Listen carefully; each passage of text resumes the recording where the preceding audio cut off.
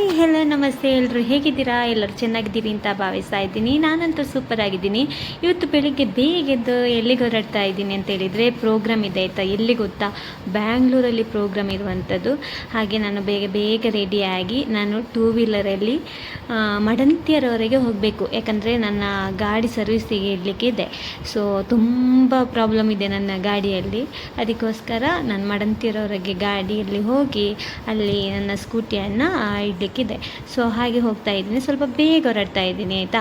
ಹಾಗೆ ಹೊರಡುವಾಗ ನೋಡಿ, ನಾನು ಕವರಲ್ಲಿ ಡ್ರೆಸ್ ಹಿಡ್ಕೊಂಡು ಹೋಗ್ತಾ ಇದ್ದೀನಿ. ಯಾಕಂದರೆ ನನ್ನ ಬ್ಯಾಗ್ ನಿನ್ನೆ ಪ್ರೋಗ್ರಾಮ್ ಇತ್ತಲ್ಲ, ಹಾಗೆ ಕಾರಲ್ಲೇ ಬಾಕಿ ಅದೆಲ್ಲ ಇಟ್ಟೋದದ್ದು.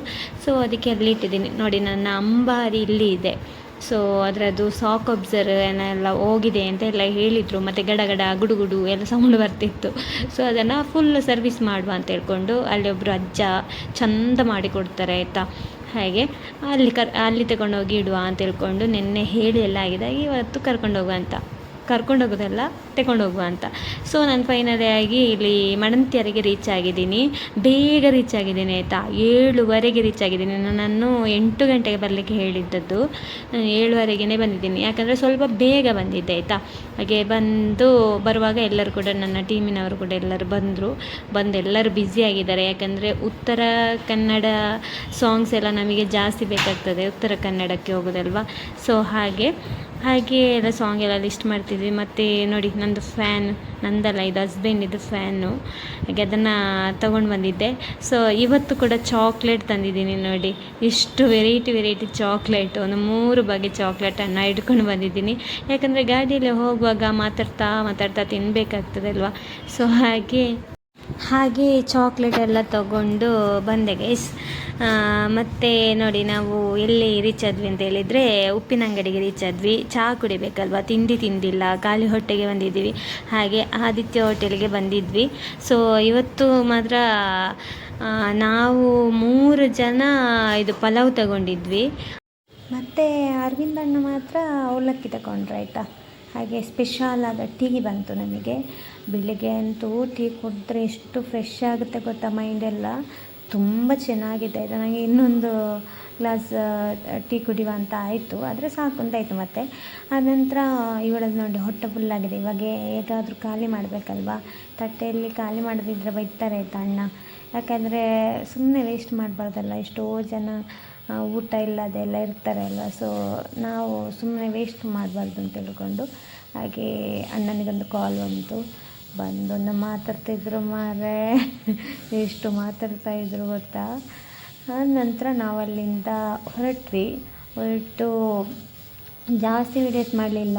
ಇದು ಎಲ್ಲಿ ಯಾವ ಪ್ಲೇಸ್ ಆಗಿರ್ಬೋದು ಅಂತೇಳಿ ನೀವೇ ಗೆಸ್ ಮಾಡಿ ಆಯಿತಾ, ಕಮೆಂಟ್ ಹಾಕಿ. ನಂತರ ನಂದೊಂದು ಪೋಸ್ ಕೊಟ್ಟೆ ನಾನು ವೀಡಿಯೋಕ್ಕೆ. ತುಂಬ ಸುಸ್ತಾಗ್ತಿತ್ತು ನನಗೆ. ಈ ಘಾಟಿ ಸೈಡಲ್ಲೆಲ್ಲ ಹೋಗುವಾಗ ಸ್ವಲ್ಪ ಹೊಟ್ಟೆ ತಳಮಳ ಆಗುತ್ತೆ ನನಗೆ. ಅದೆಲ್ಲರಿಗೂ ಆಗುತ್ತೆ ಬಿಡಿ, ಆದರೂ ಸಹ ನನಗೆ ಅಂತೂ ತುಂಬ ಆಗುತ್ತೆ ಆಯಿತಾ. ಹಾಗೆ ನಾನು ಸಾಂಗ್ಸ್ ಎಲ್ಲ ಸ್ವಲ್ಪ ನೋಡಿಕೊಂಡು, ಈ ಉತ್ತರ ಕರ್ನಾಟಕದ್ದು ಸಾಂಗ್ಸ್ ಇದೆಲ್ಲ, ಇದು ಎಂತ ಲಿರಿಕ್ಸ್ ಸ್ವಲ್ಪ ಕಷ್ಟ ಇರುತ್ತೆ ಅಲ್ವಾ. ಅದಕ್ಕೆ ಅದನ್ನೆಲ್ಲ ನೋಡ್ತಾ ಮತ್ತು ಸ್ವಲ್ಪ ಹೊಟ್ಟೆ ತಳಮಳ ಆಯಿತು ವಾಪಸ್. ಆನಂತರ ನಮ್ಮ ಕಾರಲ್ಲಿ ಒಬ್ಬರು ಪ್ರತಿಭೆ ನೋಡಿ ಎಷ್ಟು ಚೆನ್ನಾಗಿದ್ದಾರೆ. ನಮಗೆ ಮೊನ್ನೆಯಿಂದ ಕಂಟಿನ್ಯೂ ಪ್ರೋಗ್ರಾಮ್ ಆಯಿತಾ. ಹಾಗೆ ಬಟ್ಟೆ ಎಲ್ಲ ಒಂದೇ ಕಲ್ಲಿ ವಾಶ್ ಮಾಡೋದು ಮತ್ತು ಕಾರಲ್ಲಿ ಹೋಗುವಾಗ ಒಣಗಲಿಕ್ಕೆ ಹಾಕೋದು. ಹಾಗೆ ಆ ಕೆಲಸವನ್ನು ನಾವು ಅವಿನಾಶಿಗೆ ಕೊಟ್ಟದಾಯ್ತಾ. ಅದು ಅವರದ್ದೇ ಪ್ಯಾಂಟು. ಹಾಗೆ ಒಣಗಿಸ್ತಾ ಇದ್ರು ಅದೇ ಕೆಲಸ ಆಯಿತಾ. ಒಮ್ಮೆ ಆಚೆ ಒಮ್ಮೆ ಈಚೆ ಎಲ್ಲ ಹಾಕೋದು, ಕಾಮಿಡಿ ಆಗ್ತಾಯಿತ್ತು. ಹಾಗೆ ಅವರಿಗೆ ಫುಲ್ ಎದುರು ಕೂತ್ಕೊಂಡು ಅದೇ ಕೆಲಸ. ಆದ ನಂತರ ನೋಡಿ, ಎಷ್ಟು ಒಳ್ಳೆ ರೋಡೆಲ್ಲ. ಬ್ಯಾಂಗ್ಳೂರಿಗೆ ಬರುವಾಗಂತೂ ತುಂಬ ಖುಷಿ ಆಗುತ್ತೆ ನನಗೆ ಅಂತೂ. ಈ ರೋಡೆಲ್ಲ ತುಂಬ ನೀಟಾಗಿರುತ್ತೆ. ನನಗೆ ಡ್ರೈವಿಂಗ್ ಮಾಡುವ ಅಂತ ಅನಿಸುತ್ತೆ. ಅಷ್ಟೊಂದು ಒಂಥರ ಕ್ಲೀನಾಗಿರುತ್ತೆ ಇದು ರೋಡ್ಸ್ ಎಲ್ಲ. ಸೊ ಆದ ನಂತರ ಮಧ್ಯಾಹ್ನದ ಊಟಕ್ಕೆ ತುಂಬ ಹೋಟೆಲ್ ಹುಡುಕಿದ್ವಿ. ಲಾಸ್ಟಿಗೆ ಒಂದು ಹೋಟೆಲ್ ಸಿಕ್ಕಿತ್ತು. ನಾನು ವೆಜ್ ಅಲ್ಲ, ಅದಕ್ಕೆ ನನಗೆ ಬೇಳೆ ದಾಲ್ ಸಾರು ಮತ್ತು ಊಟ, ಅವರಿಗೆಲ್ಲ ಬಿರಿಯಾನಿ ಆಯಿತಾ. ಹಾಗೆ ಬಿರಿಯಾನಿ ಎಲ್ಲ ತಿಂತಾಯಿದ್ರು. ನನಗಿನ್ನೂ 1 ತಿಂಗಳು ವೆಜ್ ತಿನ್ನಬೇಕು. ಅದ ನಂತರ ನೋಡುವ ಮತ್ತೆ ನಾನು ತಿಂತೀನಿ. ನನಗೆ ಬೇಜಾರಾಗೋದು ಮಾರೀ. ಬೇಳೆ ಸಾರು 1-2 ವಾರ ಆಯಿತು ನನಗೆ ಅದೇ ಸಾರು, ಸಾಕಾಗಿ ಹೋಯ್ತು ಅದನ್ನು ತಿಂದು ತಿಂದು. ಮತ್ತು ಜಾಸ್ತಿ ತಿನ್ನಬಾರ್ದಲ್ಲ, ಗ್ಯಾಸ್ಟ್ರಿಕ್ ಆಗುತ್ತೆ, ಒಂಥರ ಆಗುತ್ತೆ ಅಲ್ವಾ ಹೊಟ್ಟೆ ಎಲ್ಲ. ಆನಂತರ ಬ್ಯಾಂಗ್ಳೂರು ಸಿಟಿಗೆ ರೀಚ್ ಆದ್ವಿ. ಇಷ್ಟೆಷ್ಟು ದೊಡ್ಡ ಬಿಲ್ಡಿಂಗು, ಒಂಥರ ಚೆನ್ನಾಗಿದೆ ಅಲ್ವಾ, ತುಂಬ ಖುಷಿ ಆಗುತ್ತೆ. ಯಾವತ್ತಾದ್ರೂ ಒಮ್ಮೆ ಬರೋದಲ್ವಾ, ಬರುವಾಗ ಒಂಥರ ಎಂಜಾಯ್ ಮಾಡ್ಕೊಂಡು ಬರೋದು. ಸೊ ಇವಾಗ ನಾವು ಸಾಧಾರಣ ಹತ್ರ ಬಂದ್ವಿ ನಮ್ಮ ಮದುವೆ ಹಾಲಿಗೆ. ಹೇಗಿರುತ್ತೆ ಇವತ್ತಿನ ಹಾಲ್ ಅಂತ ನೋಡುವ ಅಲ್ವಾ. ಜಾಸ್ತಿ ವೀಡಿಯೋಸ್ ಮಾಡಲ್ಲ ನೋಡಿ. ಫೈನಲ್ ಆಗಿ ನಾವು ಹಾಲ್ ಹತ್ರ ರೀಚ್ ಆಗಿದ್ದೀವಿ. ಎಷ್ಟು ದೊಡ್ಡ ಹಾಲ್ ಮಾರೆ, ವಾವ್! ಡೆಕೋರೇಷನ್ ನೋಡಿ ಎಷ್ಟು ಚಂದ. ಈಚೆಲ್ಲ ಎಂತ ಗೊತ್ತಾ, ಡೆಕೋರೇಷನ್ ಎಷ್ಟು ಚೆನ್ನಾಗಿ ಮಾಡ್ತಾರೆ. ಮತ್ತು ಒರ್ಜಿನಲ್ ಹೂವು ಇಡೋದಾಯ್ತಾ. ಈಗ ನಮ್ಮಚೆಲ್ಲ ಪ್ಲ್ಯಾಸ್ಟಿಕ್ ಹೂವಲ್ಲ, ಆಚೆ ಎಲ್ಲ ಒರ್ಜಿನಲ್ ಜರ್ಬೇರ ಎಷ್ಟು ಚೆನ್ನಾಗಿ ಮಾಡಿದ್ರು ಗೊತ್ತಾ ಡೆಕೋರೇಷನ್ನು. ನನಗಂತೂ ತುಂಬ ಇಷ್ಟ ಆಯಿತು ನೋಡಿ. ಹಾಲ್ ಫುಲ್ಲು ಸ್ಟೇಜ್ ನೋಡಿ ಹೇಗೆ ಅಲಂಕಾರ ಮಾಡಿದ್ದಾರೆ ಅಂತ. ಅದು ಇವತ್ತು ನೈಟಿದ್ದು ಅಲಂಕಾರ ಬೇರೆ, ನಾಳೆ ಬೇರೆ. ಹಾಗೆ ವಿಡಿಯೋಗ್ರಫಿ ಎಷ್ಟು ಚೆನ್ನಾಗಾಗಿದೆ ಗೊತ್ತಾ, ತುಂಬ ಇಷ್ಟ ಆಯಿತು ನನಗೆ. ಫುಲ್ಲು ನೋಡ್ತಾ ಇದ್ದೆ, ಒಳ್ಳೆ ಜೋಡಿ ಮಾತ್ರ ಇವರಿಬ್ಬರು ಕೂಡ. ಮತ್ತು ಇವರ ಅಪ್ಪ ಅಮ್ಮ, ಹುಡುಗನ ಅಪ್ಪ ಅಮ್ಮ ತುಂಬ ನಮ್ಮ ದೊಡ್ಡ ಅಭಿಮಾನಿ ಆಯಿತಾ. ತುಂಬ ಚೆನ್ನಾಗಿ ಮಾತಾಡಿಸಿದ್ರು. ಆನಂತರ ನಮಗೆ ಡ್ರೆಸ್ಸಿಂಗಿಗೆ ಒಂದು ರೂಮ್ ಕೊಟ್ಟರು ನೋಡಿ. ನಮ್ಮ ರೂಮ್ ಈ ಥರ ಇದೆ. ಸೊ ತುಂಬ ಚೆನ್ನಾಗಿತ್ತು. ನಮಗೊಂದು 1 ಗಂಟೆಗೆಲ್ಲ. ಆದ ನಂತರ ನಾನು ಈ ಡ್ರೆಸ್ಸನ್ನು ವೇರ್ ಮಾಡಿದ್ದೀನಿ.